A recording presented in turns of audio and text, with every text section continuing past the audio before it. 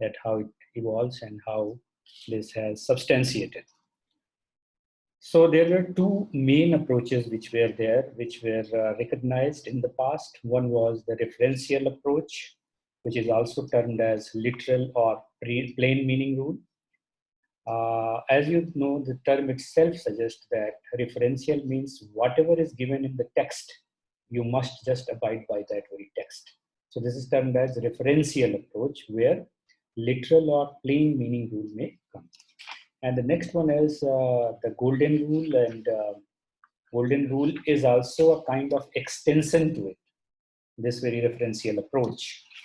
But there are other approaches which came, and one of the approach which was, you can say, recognized in the past was mischief, rule of mischief.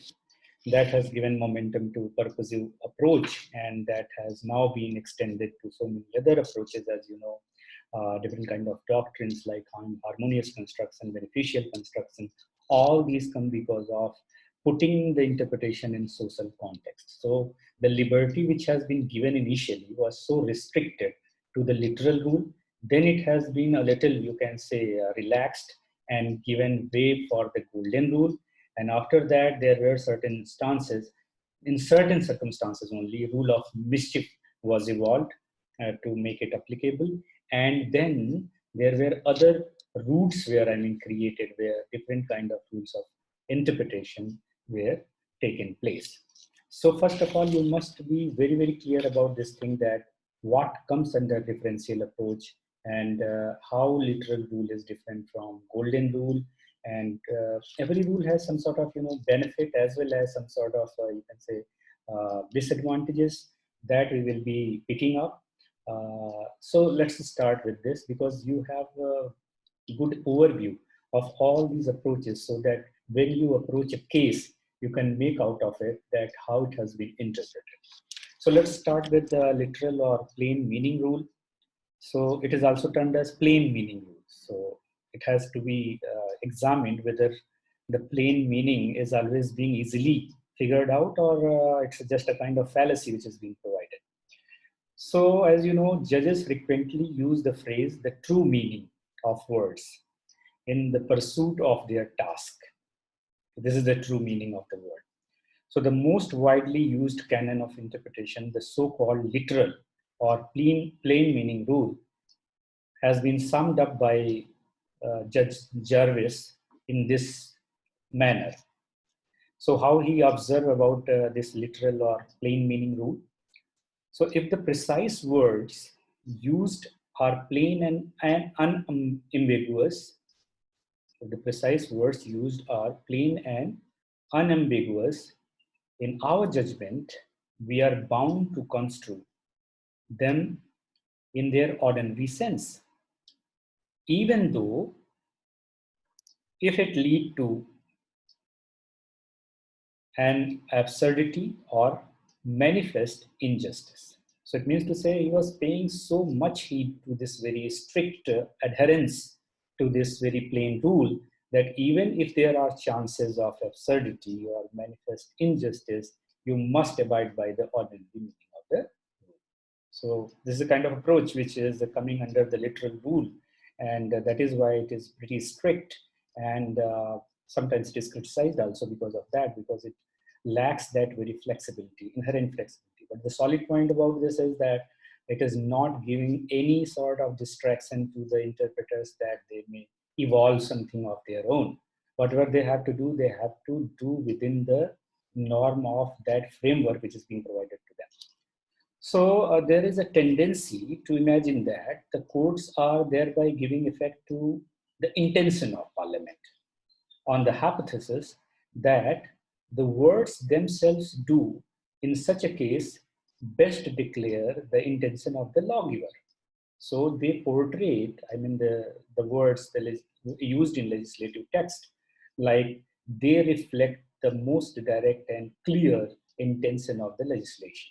So this is the one reason why literal rule of interpretation must be given more priority, because it clearly reflects the intention of the Parliament. It directly reflects the intention of the Parliament. So on the contrary, it would seem that whenever the literal rule is being applied, any reference to the intention of Parliament is better avoided. Why that should be avoided?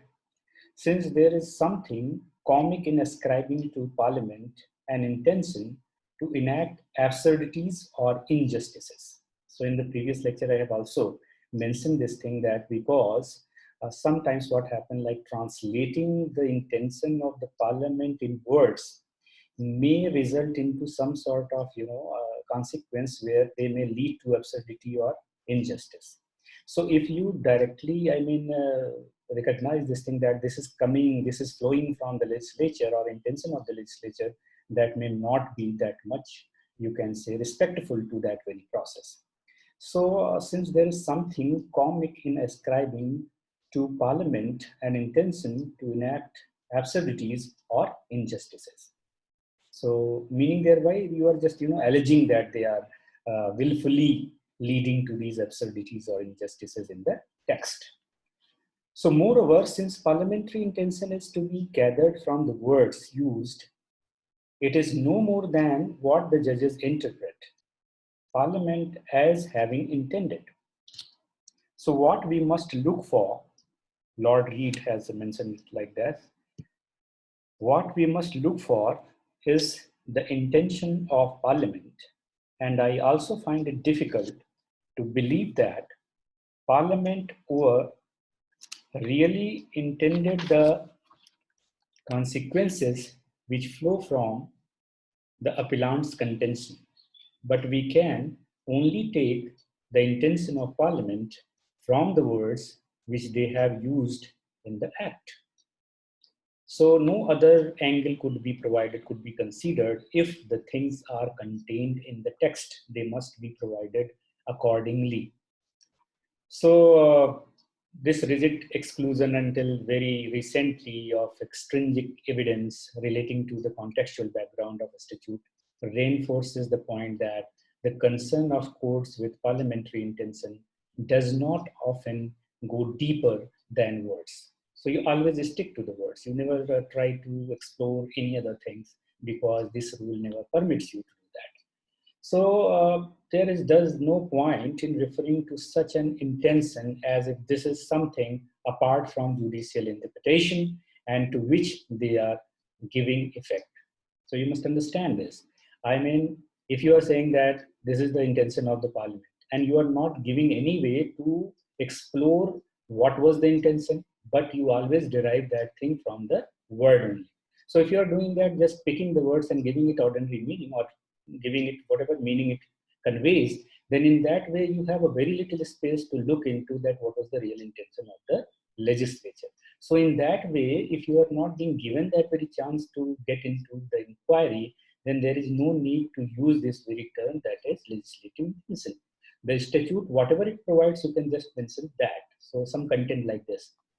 So indeed, there are judicial utterances of the highest authority to that effect. Now coming to the plain meaning rule, it suffers from the inherent weakness that it is not always easy to say whether a word is plain or not.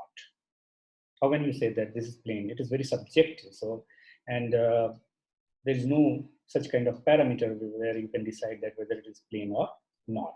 So the cases in which there is real difficulty, Lord Blackburn has observed like this, that the cases in which there is a real difficulty are those in which there is a controversy as to what the grammatical and ordinary sense of the words used with reference to the subject matter is. So what is their ordinary meaning? What those words ordinarily convey? That is also a kind of difficult thing, because as I said in the previously also that this very language is also not a very perfect medium to convey something. It is substantially good, but not perfect, because sometimes whatever you intend to say is not reaching to that very person who is the recipient. So in that way, some words may have a clear meaning in the statute, may not have, it is not defined, then sometimes if you go by just ordinary meaning, that then there would be a situation that may not reflect the, you can say, real intent for which that very law is being made. So this is one kind of, difficulty by using this term plain, or you can say plain meaning rule. So there is another observation by Lord Atkin, whose opinion was like this. He was of the opinion that there was no ambiguity. So he was a little bit, you can say, advocating this very well. So he said there was no ambiguity, and he concluded, after all this long discussion, the question is whether the words "if a man has" can mean "if a man thinks he has." I am of the opinion that they cannot, and that the case should be decided accordingly. So the plain meaning rule, in the plain meaning rule, canon of interpretation is ill-suited to modern social legislation because of that very inherent, you can say, non-flexibility or rigidity. So which inaugurates whole scheme and policies, nor does it give guidance in marginal cases. So there are significant drawbacks where it requires that words are given their ordinary meaning at the time of enactment. So if that would be a case that whatever meaning is to be derived, that must be fixed at that very time of the enactment. If this were rigidly adhered to it, or rigidly adhered, it would stand in the way of interpreting statutes so as to adapt them to the changing needs of a developing society. So this was the reason why, as I said, that there is a plus point, there is a minus point of this literal meaning. So if you connect it with the Austinian concept, as you know, the certainty law sometimes is very much required. But the thing is that there are certain situations where this rigid, adherence to the rules of interpretation may not be, you can say, instrumental in provide the justice, or you can say in make out a true case. So because of that, it was realized that this rule must be a rule. It is still a very, very, you can say, preferable rule. But in those situations which it doesn't address, one can go for another approach.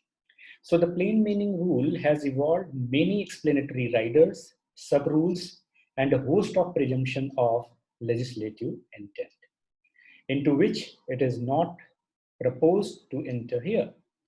So none of these presumptions is binding for a variety of reasons.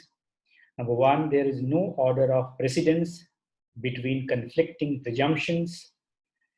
Second, presumptions themselves are often doubtful, being the subject of contradictory judicial pronouncements. Third one is, in case of conflict with a presumption, a court may adopt an interpretation without referring to the presumption. And number four, that there are no means of resolving a conflict between a presumption and the purpose of a statute. So these are the various anomalies we just creep in when we discuss about the literal rule of interpretation. So when it comes to cases, we will be getting into in a much wider sense, but now I'm restricting you to give you a kind of sense of how the rules of interpretation evolved. And you must be very clear that what was the flaw which has given way for another development. So you can just understand the chronology here. So it is always good that you must pick up that what was the force which was, working for this very change and adoption of a different rule. So you must be understood now that because of the flaws which were highlighted in the literal rule of interpretation, that gave way for another rule. So what was the another rule? The another rule was golden rule. So what is it? So golden rule provides that flexibility to move around. I mean, try to explore a bit where things are not clear. And to what extent you can explore, that is a question which you have to look into. So just start with this. An appreciation of this very, golden rule, or an appreciation of some of the difficulties inherent in the literal rule, led to a cautious departure styled the golden rule. That was termed as golden rule. The literal sense of the word should be adhered to unless this would lead to absurdity, in which case the literal meaning may be modified.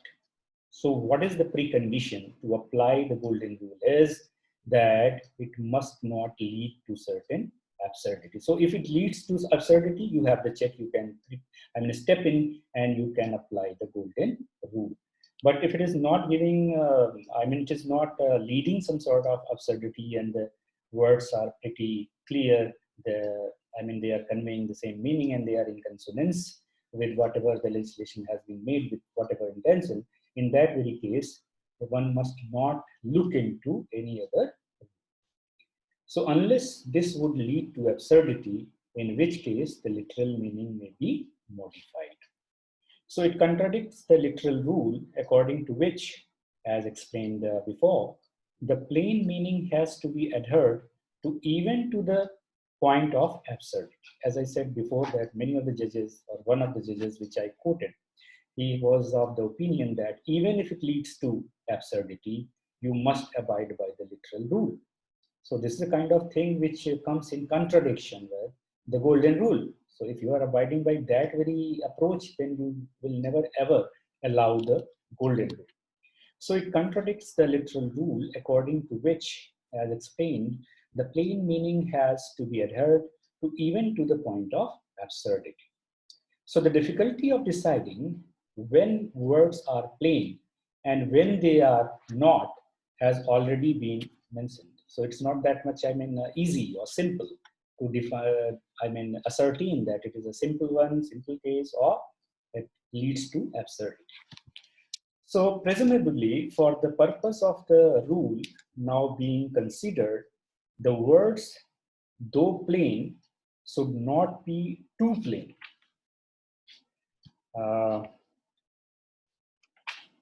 But the apparent plain meaning would lead to a result too unfair to be countenanced.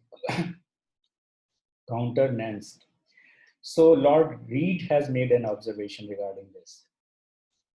To apply the words literally is to defeat the obvious intention of the legislature and to produce a wholly unreasonable result. To achieve the obvious intention and to produce a reasonable result, we must do some violence to the words. We must do some violence to the words. It means that you can do this for the sake of providing reasonable results rather than unreasonable results. The general principle is well settled.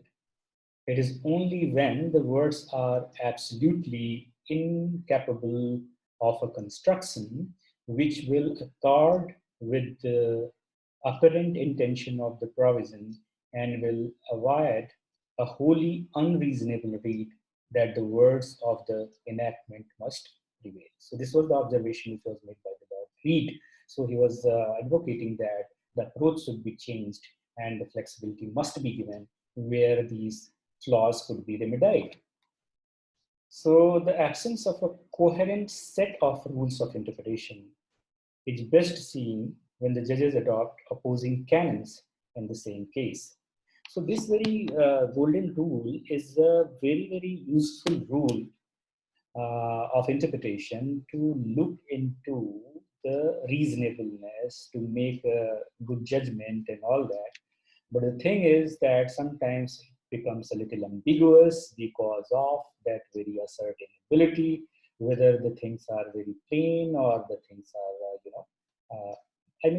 if the judges are putting over themselves you can say restriction that, as you said, the term judicial restraint is also being discussed, and in various cases we'll be discussing also. So because of that also, this very rule, if applied in a manner where judicial restraint could be properly exercised, then this would be a judicious, you can say, application. Otherwise, it may lead to some other, you can say, flaws. So this is the flip side of this, but the best side of this is that it provides inherent flexibilities to check the reasonableness. Now, so this is a part of referential approach, which is an extension of the literary rule, because words are the same. But if the words are giving absurdity, literal meaning is giving absurdity, what you have to do, you have to explore that meaning, but your exploration may not go beyond the framework of that very statute. So you have to stick with that. So this is a kind of limited flexibility which has been given within the framework of that very statutory book, which has been given to you in the form of law. So this comes as an extension of literal rule of interpretation. Now the next rule, which was a kind of revolutionary, or you can say a kind of rebel in the form of you can say distinct approach, which extends this very boundary, which is just restricted to the legislative text.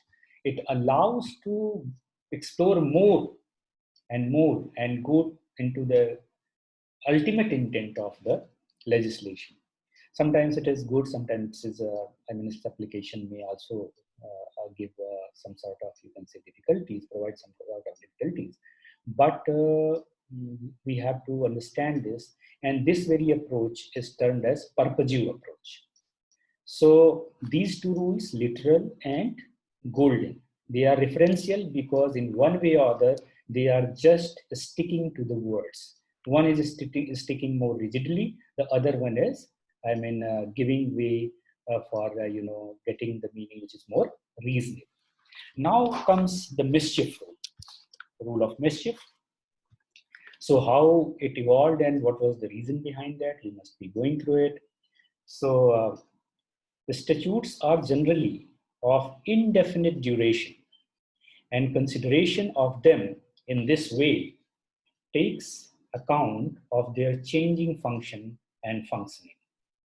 It has also been pointed out that words possess an inner core of agreed applications surrounded by a fringe of unsettled application. So the former indicates the general direction of development while manipulation occurs in the fringe area. So the canon of interpretation that is best suited to give effect to this approach is known as mischief rule. And this rule was propounded, as you may be knowing, that there was a famous case, Hedden case. So in Hedden case, this rule was propounded through certain conditions. The judge has been, formulated certain conditions within the bound of which this rule would be made applicable. So what were those? So if you go by that very case, you will find that 4 things are to be discussed and considered first. So what are those? So first thing which you have to consider is what was the common law before the making of the act. So you have to ascertain what was the common law. It means that not a kind of enactment, but a common law. And next thing which you have to ascertain is what was the mischief and defect for which the common law did not provide. So it's kind of causes omissus. What was the common law? What was the portion? What was the mischief which common law was not able to provide remedy regarding that or relief regarding that? That you have to carve out. And then you have to think or ponder over what remedy hath Parliament resolved and appointed to cure the disease of the Commonwealth. So through enactment, how that very thing which was left apart by the common law has been addressed or redressed by the Parliament. that you have to ascertain. And then lastly, the true reason of the remedy. And then the office of all the judges is always to make such construction as shall suppress the mischief and advance the remedy. So this is a very punchline: suppress the mischief and advance the remedy. There are so many cases I will be going through when we will discuss, rule of mischief. So I have given many examples in my previous discussions that a rule of mischief you must pay heed to, even if the compliance is made with the letters of law, but the mischief has not been eradicated. You are not stopped to the letters of law. You have to explore that whether that very mischief, which was intended to be eradicated through that very, law, is done or not.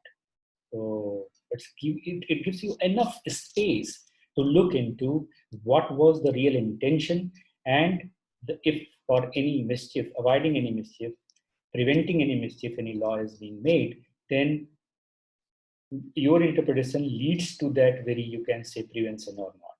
So that you have to look into. So the true reason of remedy, and then the office of all the judges is always to make such construction as shall suppress the mischief and advance the remedy, and to suppress subtle inventions and evasions for continuance of the mischief, and pro privato commando, and to add force and life to the cure and remedy according to the true mean intent of the makers of the act pro bono publico. So this was the observation made by the court in Haddon's case, which acts as a, you can say, parameter, or you can say the conditions for applying the mischief. So the approach here laid down clearly contemplate inquiry into the policy and the purpose behind the statute. Before that, we were not that much delving into what was the policy behind it, how that has been made. So here we are just stretching ourselves to look into to make an inquiry into the policy and purpose behind the statute. So there are echoes of it in several other judgments. There are so many other judgments which follow it.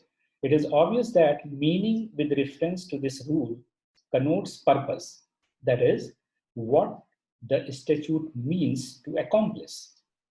So Lord Denning has made an observation regarding that. He said, we no longer construe acts of parliament according to their literal meaning.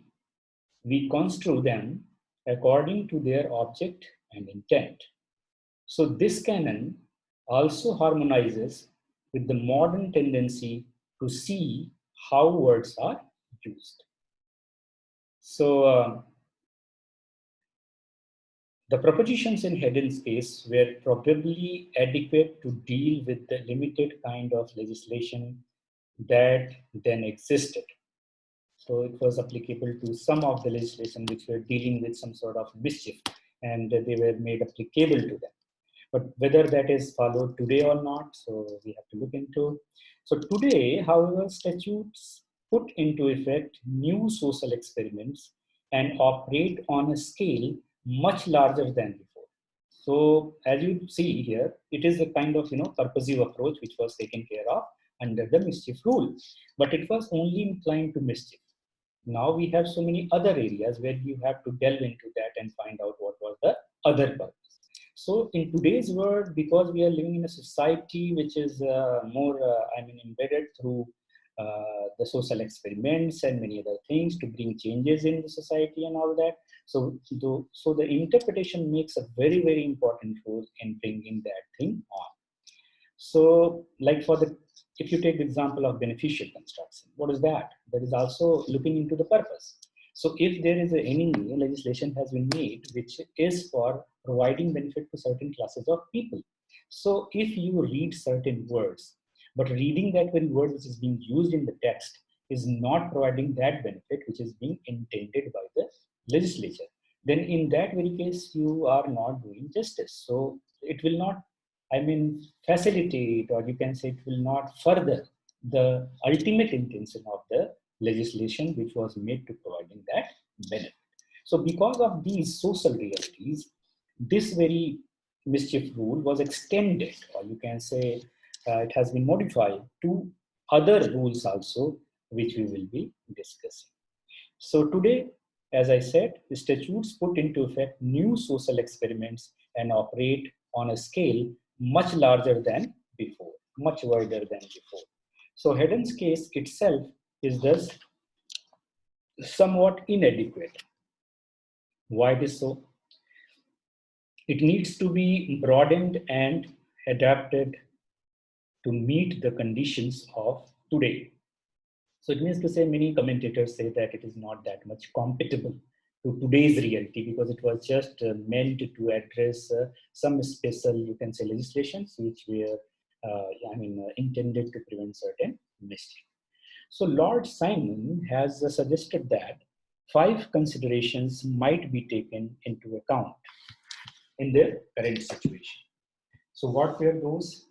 The social background to identify the social or juristic defect.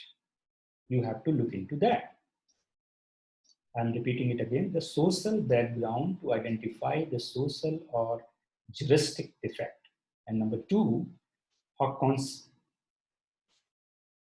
a conspectus of the entire relevant body of law. Third one is long title and preamble stating legislative objectives. Number 4, because whenever you are reverting to what was the purpose, it is the preamble which gives you an idea, kind of, sense. And number 4 is the actual words used. And number 5 is other statutes in pari materia. So you have to look into some other statutes also if it is required. So the exclusion of extrinsic material limits very largely the operation of this very approach.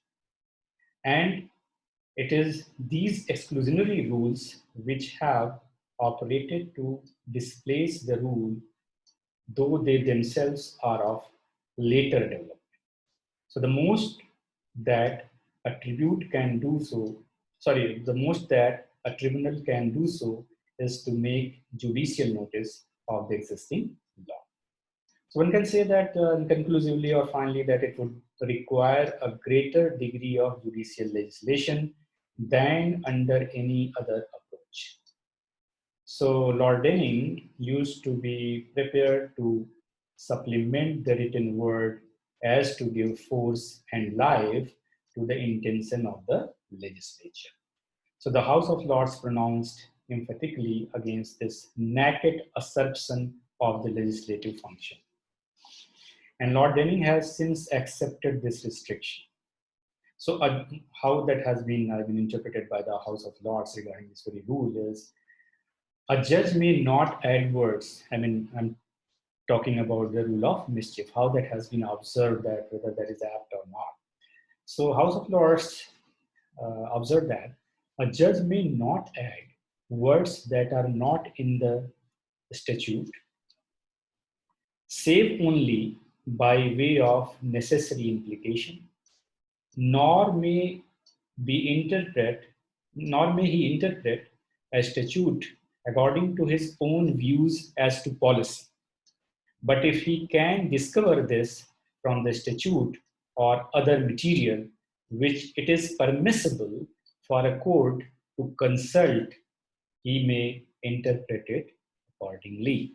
So here the safeguard which one has to adhere while applying this very rule is made very, very clear by Lord Denning, that a judge is not free to venture into that very space which is being given to him to find out the intention. He cannot do so allowing his own opinion regarding certain things, certain words. But what caution must be taken?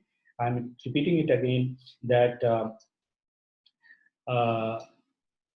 a judge may not add words that are not in the statute, save only by way of necessary implication. So there must be a proper need for doing that. Nor may he interpret a statute according to his own views as to policy. This is another limitation. But if he can discover this from the statute or other material, so whatever policy point of views are coming, they must come from the statute in one way or another, or something, some flexibility which is allowed under the statute itself. So if he can discover this from the statute or other material, which is a permissible, you can say, for a court to consult, he may interpret it accordingly. So the courts have adopted the mischief rule or an approach akin to it in the following types of situations. So what are those situations? The question whether or not a person is entitled to compensation for a harm sustained as the result of a breach of a statutory duty depends upon whether the mischief which the statute was designed to eradicate contemplated damage to him or to the class of which he was a member.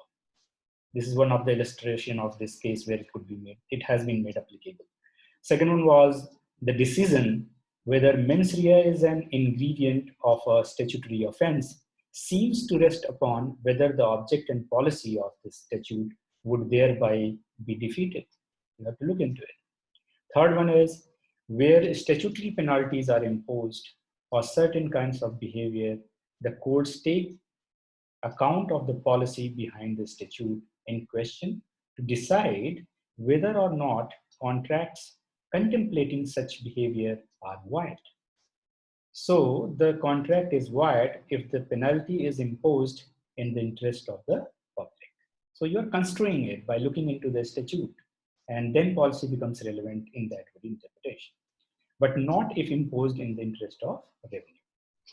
Fourth illustration is, or the cases where it could be made applicable, the approach to statutes of a predominantly social nature has been anything but consistent. There have, however, been cases in which the judges have taken a broad view of the background and policy of the statute in question. Fifth one is the mischief rule is sometimes invoked in support of a literal interpretation too.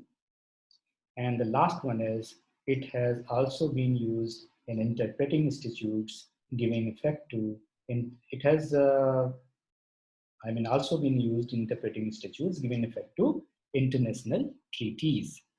So it has been very applicable, but in today's world or in the present time, it is not being used in such a manner because these kind of things are being covered by other rules of interpretation which have been developed in due course of time. So because of that, it is becoming a little obsolete nowadays. So these are the three major rules: literal rule, golden rule, and rule of mischief. So what is the practice of the judges, how they apply it, whether they are very aptly applying it, or they are not that much cautious, or they are very flexible in their approach, in their autonomy, that we have also to analyze. So something can be said in justification of both the referential and purposive approaches. A combination of the two has been suggested by Lord Devlin, so as to give effect to purpose so far as this can be ascertained from the meaning of the words used. So he maintained, I remain unconvinced that there is anything basically wrong with the rule of construction that words in a statute should be given their natural and ordinary meaning. The rule does not insist on a literal interpretation or require the construction of a statute without regard to its manifest purpose.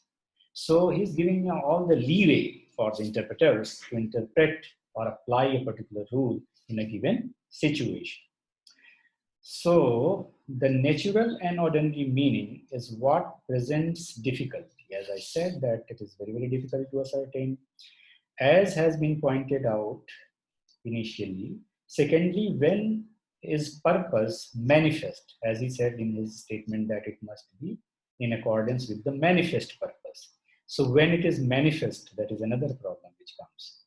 If the natural and ordinary meaning would lead to absurdity, Such a result is manifestly not Parliament's purpose, as I told you.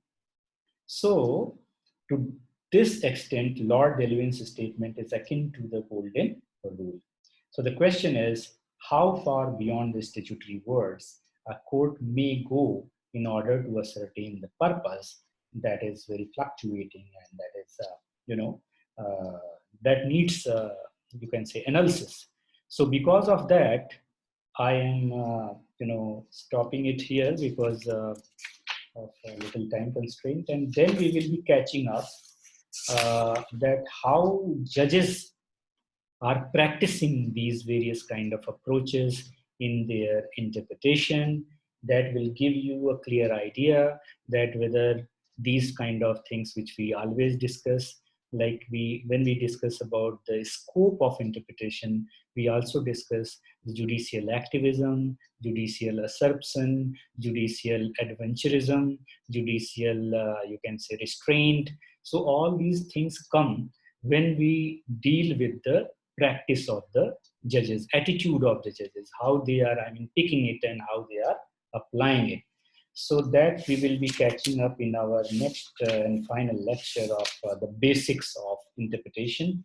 And then I will start afresh, though I have already covered many cases in the class, and we will be catching up under the literal rule of interpretation, the remaining cases, and then we will be dealing with the other rules of interpretation.